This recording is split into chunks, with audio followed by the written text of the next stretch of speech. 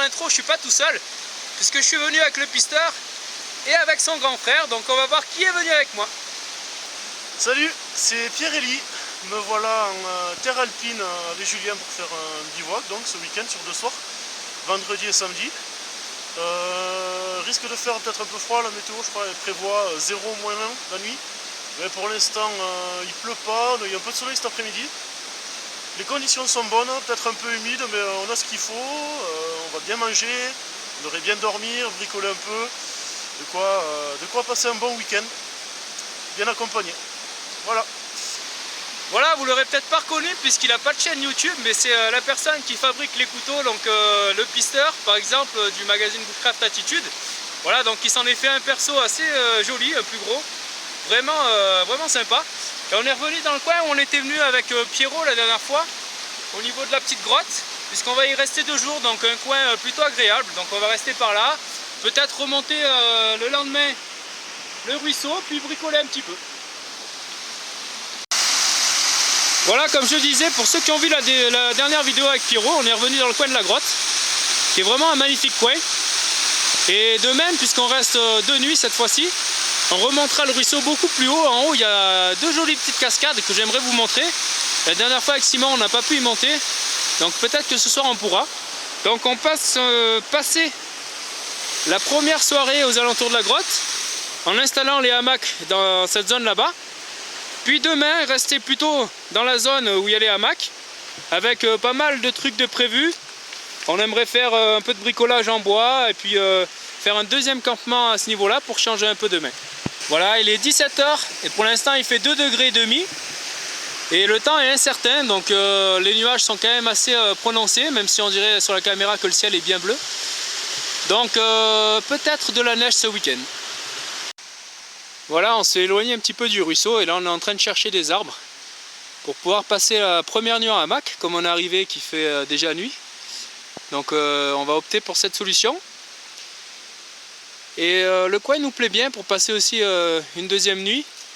J'essaierai peut-être de la passer au sol en abri naturel, ça dépendra un petit peu du temps puis des matériaux que je trouve. Voilà, pour l'instant je pense que je vais me mettre entre ces 2 gros arbres, donc celui-ci et le gros en face. Il y a un petit peu de distance, mais je pense que ça devrait aller, tout en n'étant pas loin de la grotte. Donc on est venu aussi en compagnie de Tito ce soir, qui n'était pas là dans les bivouacs. Je sais qu'il a manqué à pas mal de monde. Voilà Pierre-Élie qui déroule son énorme hamac.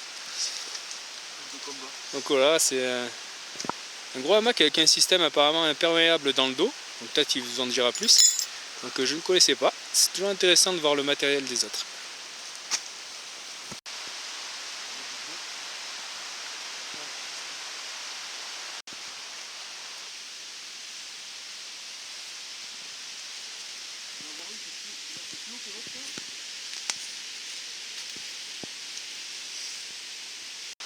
Donc une attache de hamac assez simple que j'avais trouvé il y a un petit moment sur internet. Ça fait plusieurs fois que je l'utilise. C'est assez stable, ça bouge pas. Puis il n'y a pas forcément besoin de faire un nœud pour sécuriser le truc. Bon, même si c'est préférable de le faire quand même, on sait jamais. Donc tendre, pour le faire, on tend la sangle. On fait passer par-dessus. On se retrouve avec une sorte de petite boucle qu'on fait revenir comme ça. Et on va venir chercher la partie centrale, là, avec le mousqueton. Et si je l'ai bien fait, ça fait un nœud autobloquant. On va essayer de bien mettre la sangle.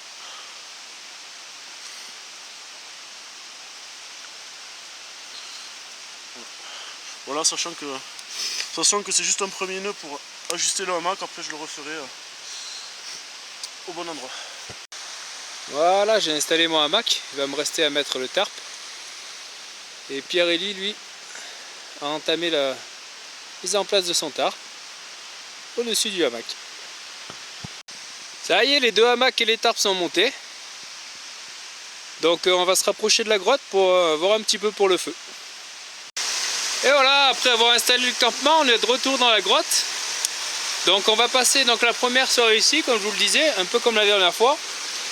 Profiter de ce joli lieu pour faire le feu de la première soirée. Donc sûrement dans la zone où il y a Tito. là où il renifle, ou peut-être ce soir, pourquoi pas, un petit peu plus près de la roche, pour que ça réfléchisse la chaleur.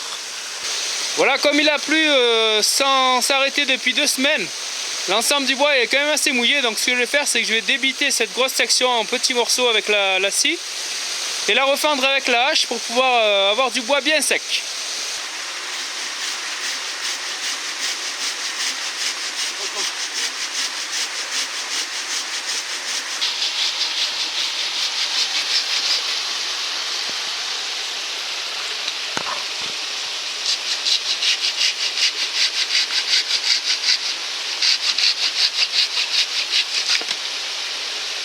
Voilà, le bois est bien sec à l'intérieur.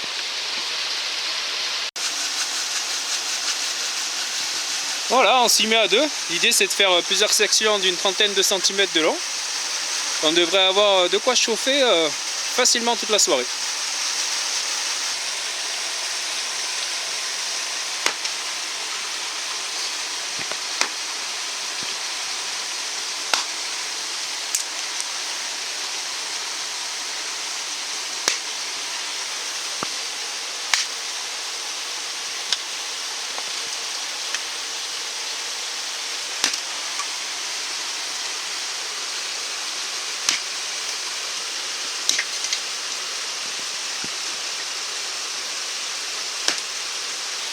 Oh voilà, Pierre-Élie ce soir a ramené sa Grandsforce Brooks Wildlife qui fait entre 32 et 35 cm à peu près. Donc le tranchant, comme sur les Grandsforce, c'est vraiment très fin. Donc c'est plus approprié à de la coupe ou à de la sculpture. On va essayer quand même de débiter un petit coup là-dessus, mais ça sera plus efficace sur une coupe à plat.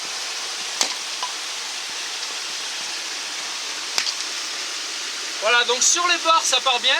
Par contre, dès qu'on tape sur une section un peu plus grosse, ça vient directement se coincer dedans. Et si on tape dessus, voilà, ça va avoir tendance à s'enfoncer, mais pas spécialement à refendre puisqu'il faudra arriver ici. Donc ça va être faisable au prix de gros efforts avec ce modèle-là. On voit clairement une grosse différence avec ce type de hache. Par contre, sur les petites refentes à plat ou sur les refentes de branches, ça va être efficace. Donc par exemple sur ce type de diamètre, voilà, il n'y a aucun souci pour ça.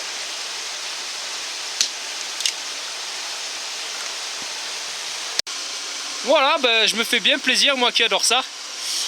Donc une bonne petite base pour le feu là pour ce soir. On va encore un petit peu retravailler, mais là on a quand même vraiment de quoi faire.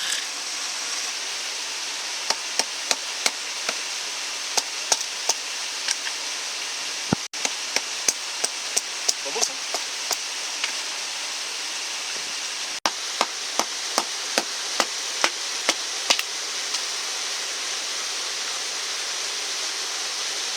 Voilà, bâtonnage qui permet d'avoir 4 sections en même temps.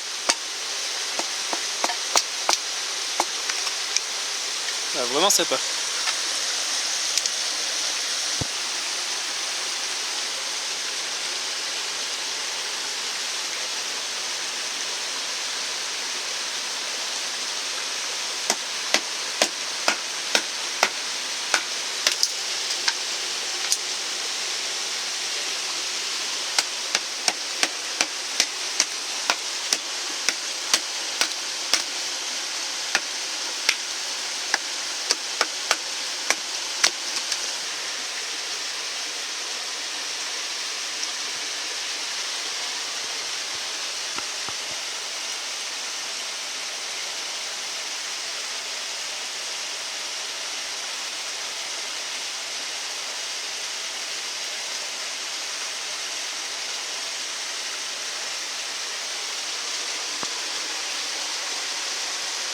Voilà, du coup là on prépare quelques phaser sticks pour lancer le feu. C'est pas encore trop comment, on va voir. Et du coup ce qu'on pense c'est qu'on va dégager la zone ici derrière moi et mettre le feu ici ce soir pour profiter des rochers pour nous faire un petit réflecteur. Donc logiquement on devrait passer la soirée au chaud. Je sais pas trop combien il fait mais ça commence à se rafraîchir.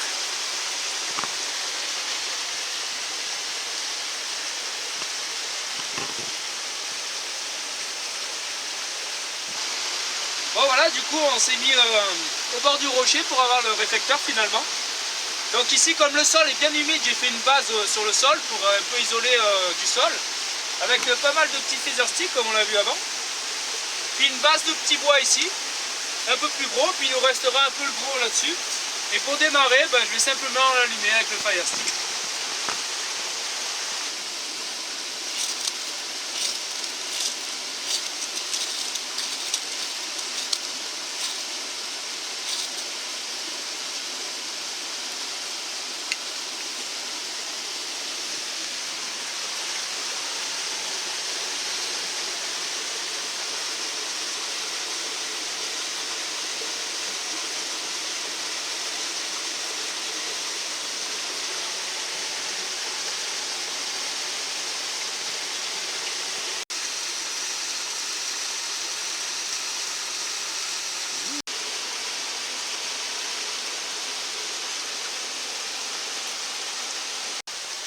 Voilà, du coup le bois bien humide, c'était pas évident à faire partir les feather sticks.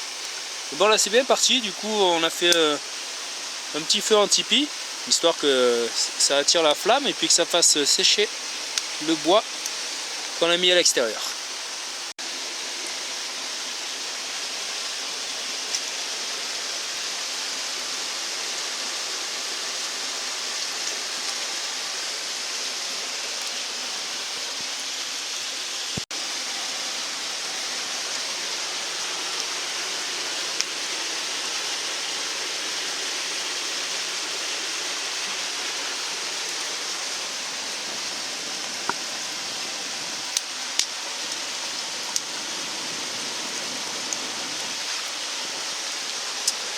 Petit clin d'œil à Mani pour sa paille.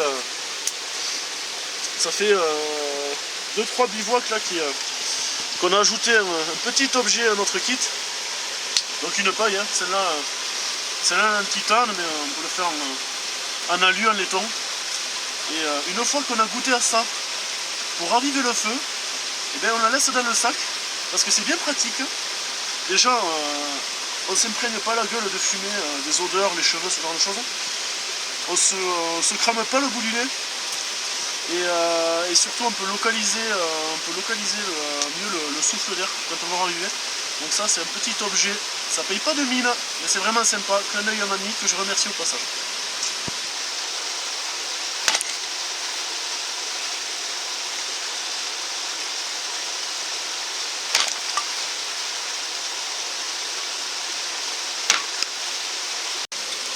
Alors ce soir au menu, j'ai amené un petit peu de gerce avec moi.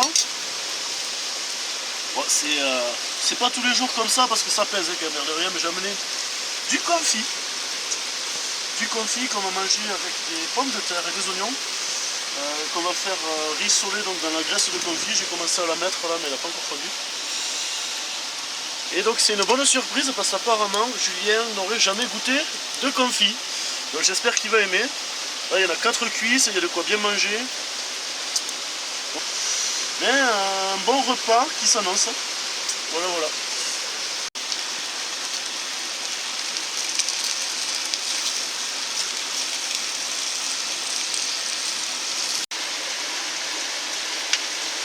Bon voilà, les patates sont prêtes. Le confit est prêt aussi. Ah, ça a l'air pas mal.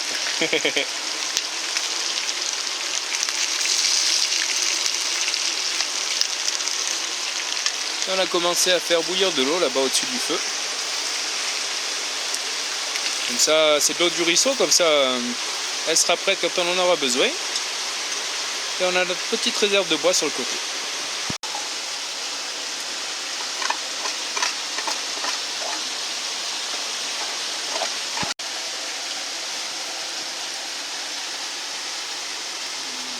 En tout cas, ça sent vraiment très bon.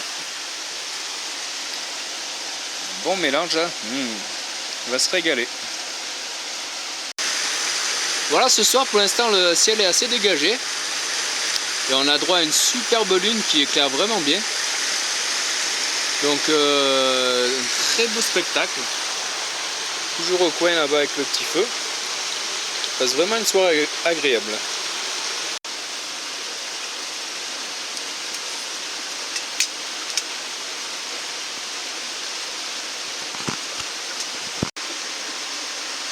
Voilà, après un bon repas, on est reparti chercher un petit peu de bois. Parce que du coup c'est passé quand même assez vite au niveau du bois. Voilà, donc Pierre-Élie va scier et je vais m'occuper de la refonte. La nouvelle assiette.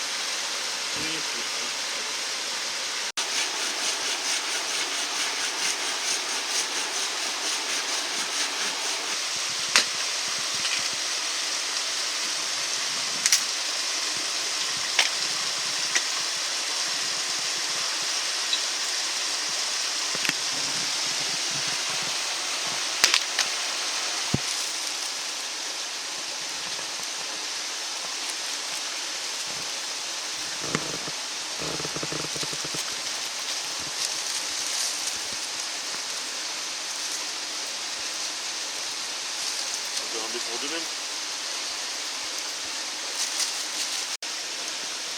Voilà, on va se faire une petite tisane avec du tilleul et de verveine citronnée qu'a ramené Pierre-Élie.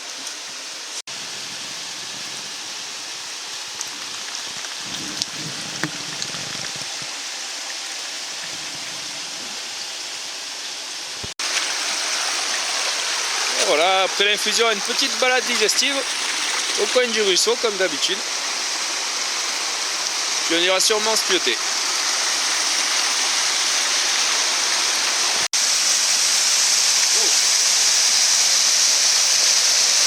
voilà, histoire de faire des beaux rêves.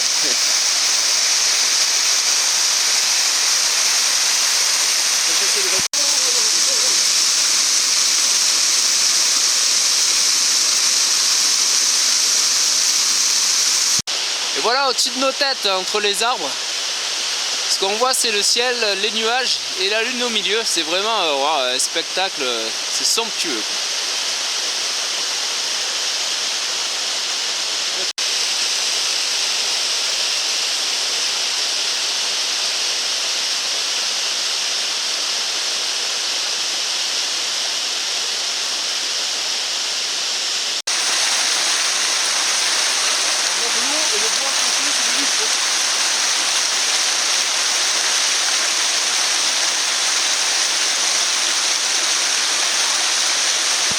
Voilà, il est un peu plus de 2h30 et moins 0,5 au thermomètre, donc on verra jusqu'à combien ça va descendre. Et voilà, il est 3h du matin, Pierre-Élie est déjà dans son hamac et moi le mien est prêt là pour une bonne nuit.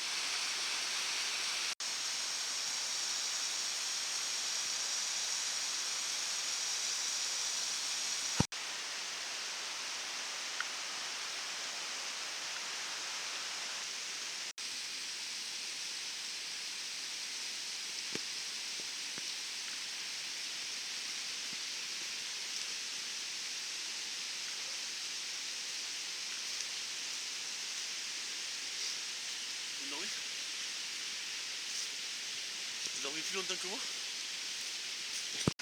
Bon, bah, une fois n'est pas coutume, c'est moi qui ai dormi longtemps, qui ai fait ma marmotte, parce qu'il est déjà 11h30. Donc bah voilà, ça fait du bien, une bonne grasse matinée dans la forêt.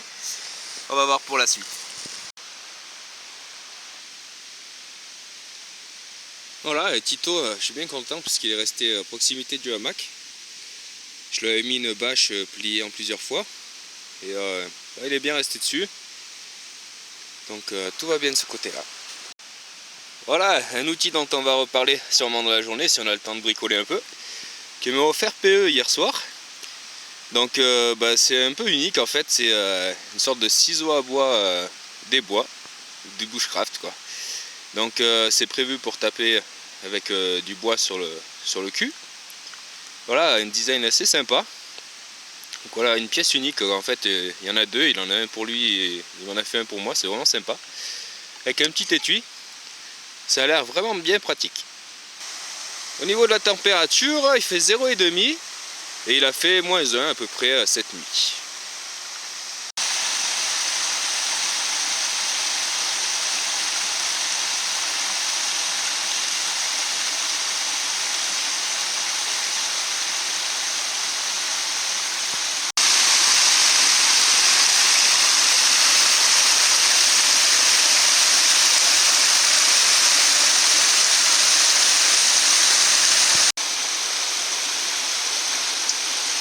Alors bilan de la première nuit.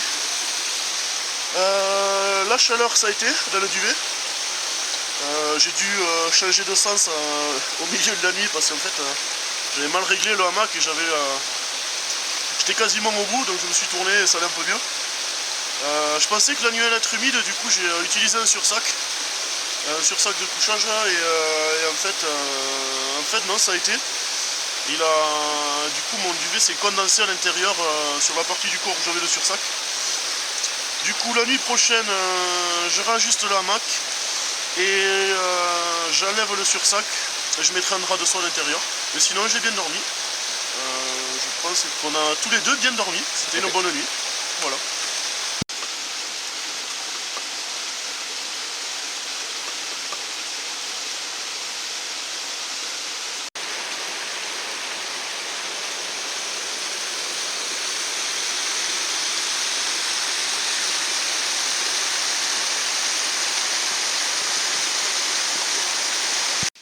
Ouais, pour ceux qui avaient vu un bivouac avec Yvan et Edgar, dans lequel je parlais de couteaux que j'avais fabriqués, donc j'avais fait celui-ci qui est avec le manche en bois de serre, avec des inserts en fémur de bœuf, donc ici fémur de bœuf à la garde et au pommeau. Et le problème c'est que j'avais pas d'étui, du coup je me suis lancé, j'ai récupéré des vieilles guêtres de la garde 14-18 qu'on m'a donné, et je me suis lancé dans la confection d'étuis. Donc bon, rien d'extraordinaire, c'est mon premier essai. Mais c'est assez sympa. Bon, le cuir est vraiment vieux, il a souffert, mais bon, ça tient bien pour le moment. Donc avec ici le passant ceinture, qui est en fait avec 2 points de couture. La couture tout autour avec le martyr au milieu, pour ne pas que ça coupe le fil. Et ici un petit emplacement Fire Steel. Les Fire Steel que j'ai fait, donc j'ai récupéré une petite barre de Fire Steel. Et ici j'ai mis un bout d'os. Et j'ai fermé le tout avec un bout de pain. Avec un petit élastique qui tient, des petites perles. C'est assez sympa. Du coup ça permet déjà un port du couteau, donc ça me permettra de le prendre dans les sorties. Et au niveau des coutures, j'ai fait, je crois que ça s'appelle le point cellier, donc avec les 2 aiguilles. Donc j'ai pré-percé les trous avec une petite mèche au Dremel. Et ensuite j'ai pu coudre assez facilement. Et du coup comme j'étais parti, j'ai fait la même chose pour mon Mora classique. Donc j'apprécie bien le porter au cou notamment. Donc j'ai fait en sorte de pouvoir quand même le passer à la ceinture ici avec le passant ceinture un petit peu du même style que l'autre, sauf que si je le mets à la ceinture ici, j'aurai le manche au dessus. Mais comme je compte surtout le porter en neck, c'était pour que ce soit un peu plus sympa de l'avoir ici, qu'on ne voit pas le passant derrière. Donc toujours dans la même guêtre, avec toujours ce point de couture et le martyr au milieu pour ne pas couper le fil. Donc là la rétention est quand même bonne, c'est vraiment suffisant puisqu'on le porte avec la tête en haut. Voilà, pour le prendre, c'est assez facile, mais on sent quand même que c'est bien pris dedans, puisqu'ici il tombe tout seul et ici il va falloir le pousser pour aller jusqu'au bout. Donc voilà, c'était pour vous tenir un petit peu au courant de mes bricolages. Et là, dans quelques jours, j'aurai fini, je pense, je suis en train d'attaquer avec le même style de cuir, une petite sacoche à porter à la ceinture. Donc après, c'est sûr que ce serait plus joli avec du cuir un peu plus naturel, marron, puis de la ficelle un peu dans les mêmes tons, mais bon, j'ai fait avec ce que j'avais, c'est aussi ça la récup. Donc là, une récup de guêtre, et puis ça, c'est du fil pour le rôti. Voilà, depuis tout à l'heure, on lance le feu avant d'aller se promener un peu. Donc c'est assez humide. Ce que je fais depuis tout à l'heure, donc c'est enlever enlever la partie du bois qui est un petit peu humide, à l'extérieur. Donc j'ai essayé, au début j'ai fait avec le gros couteau. Et après j'ai essayé un petit peu la hache Rosélie. Et comme Julien, je suis assez agréablement surpris par le mordant du tranchant et l'efficacité de cette petite tête. J'ai fait la même chose avec la mienne plus petite. Bon, c'est quand même plus adapté ce format, surtout pour la finesse de la tête, ça pénètre mieux. Par contre, la différence entre ces deux, pour la même tâche, au final, est vraiment pas énorme. Quand on voit l'épaisseur de tête, il y a quand même une bonne dizaine de centimètres en plus de manche, ce qui permet à la Rosélie par rapport à ce petit modèle, pouvoir y placer une seconde main en étant confortable. Et ouais, donc au final, agréablement surpris aussi par cette hachette qui, dans l'ensemble, je pense, serait beaucoup plus polyvalente que cette petite hachette. Donc voilà, je vais finir de nettoyer le bois pour avoir un bon tas de braise. Et après, on va aller faire un tour.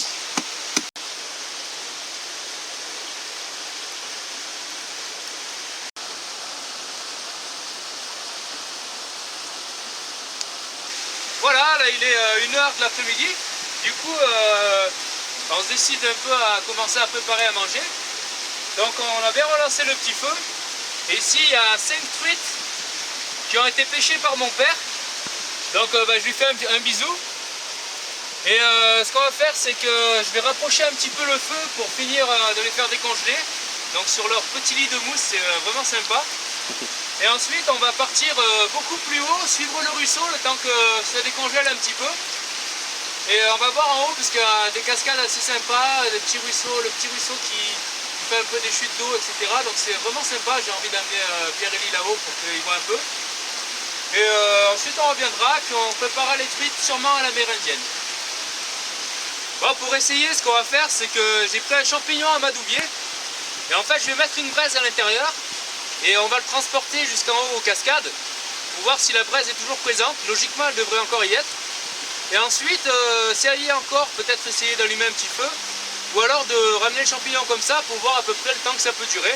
Voilà, il n'est pas énormissime, mais ça devrait durer un petit moment. On va voir un peu ce que ça donne.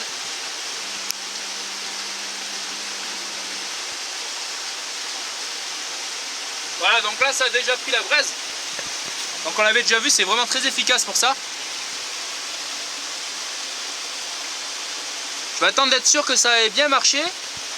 Puis peut-être l'enrouler de mousse avec une petite ficelle, le transporter jusqu'en haut. Voilà, il est 1h17. Donc je viens de mettre la braise au niveau du champignon. On va voir à peu près combien de temps ça dure. Donc voilà, assez sympa avec les petites truites derrière. Voilà, pour attacher le champignon amadouvier dans de la mousse, je vais me servir de petites racines de pin comme ça. En prendre quelques-unes pour pouvoir me faire un petit cordage. Et voilà, ça fait une sorte de petit panier avec les racines, c'est assez sympa. Donc bien enroulé tout autour. Et là on peut le transporter sans se brûler les mains. On voit que la braise est encore bien présente. On va voir ce que ça donne. Et voilà, c'est parti pour la balade. Il y aura des endroits un peu plus difficiles que d'autres, des passages un peu mouillés aussi. Mais bon, ça devrait aller.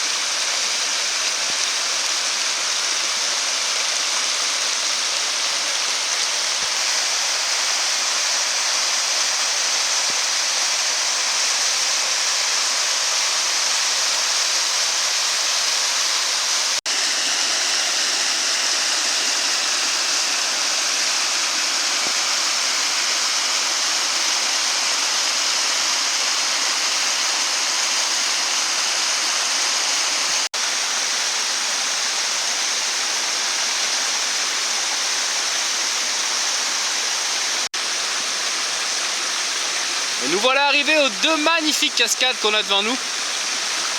On va aller voir ça de plus près.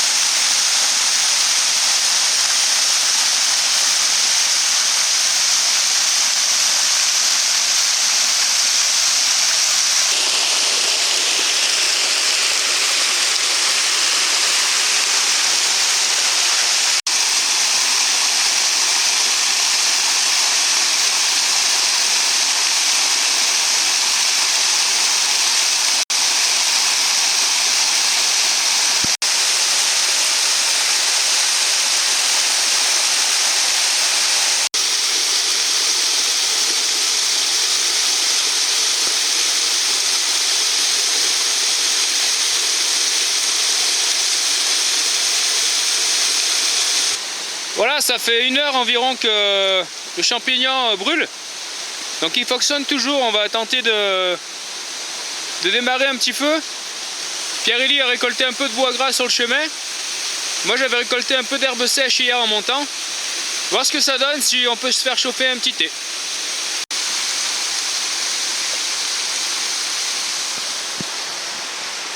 Ah, là-haut où on voit Tito, la dernière fois que je suis venu, il y a une bête qui m'est passée derrière. Donc un chevreuil, un chamois, je sais pas trop quoi, puisque j'ai vu que le derrière qui filait dans les bois là-bas, le temps que je me retourne et remonter ici. Vraiment encore une belle rencontre. Voilà, du coup le champignon amadouvier, c'est très intéressant si on veut transporter le feu d'une place à une autre sans avoir besoin de tout rallumer et de créer une braise. Donc là je vais l'ouvrir pour qu'on puisse se servir un peu de l'intérieur.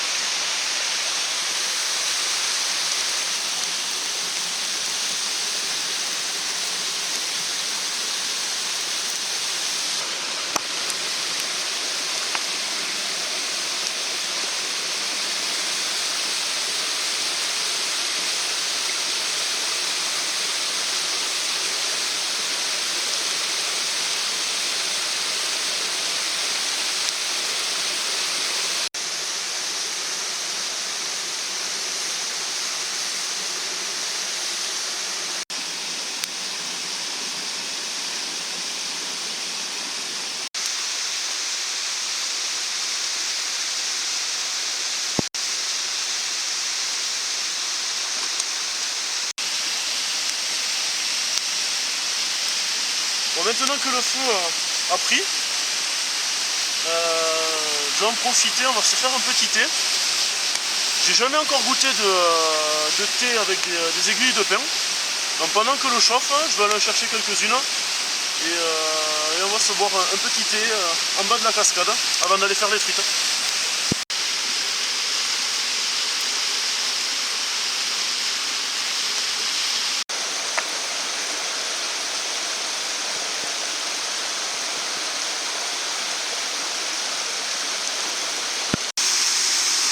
Voilà, c'est ça que j'ai utilisé pour lancer le feu. Donc c'est vraiment très efficace, ça marche très bien également pour le feu à l'archer. Super appréciable. Donc on dirait un peu du tout petit blé. Il y en a pas mal dans le coin ici. Vraiment vraiment efficace. Voilà, du coup comme j'en ai à proximité, j'en ramasse. Ça pourra nous servir au niveau du camp puisque là-bas il n'y en a pas. Si on a besoin de relancer un feu, ça pourra vraiment nous servir.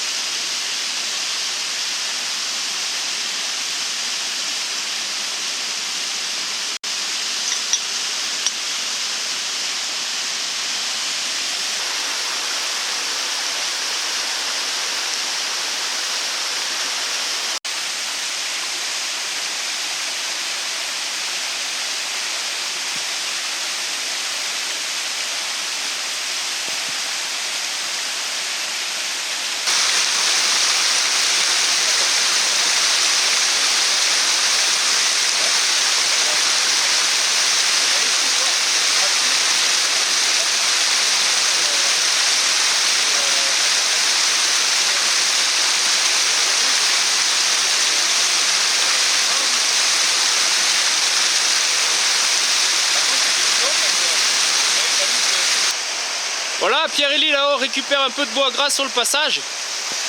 Et on entame la descente jusqu'au camp. Voilà, on est de retour au campement. Il est 3h30, mais comme la nuit va tomber assez tôt, on préfère aller bricoler, faire un peu des trucs plutôt que manger, puisqu'on n'a pas très faim, donc on va grignoter un peu et se garder les truites pour ce soir. Voilà, on va s'arrêter là pour la première partie. Je vous invite à regarder la deuxième partie de la vidéo, je vous mettrai un petit lien dans la description.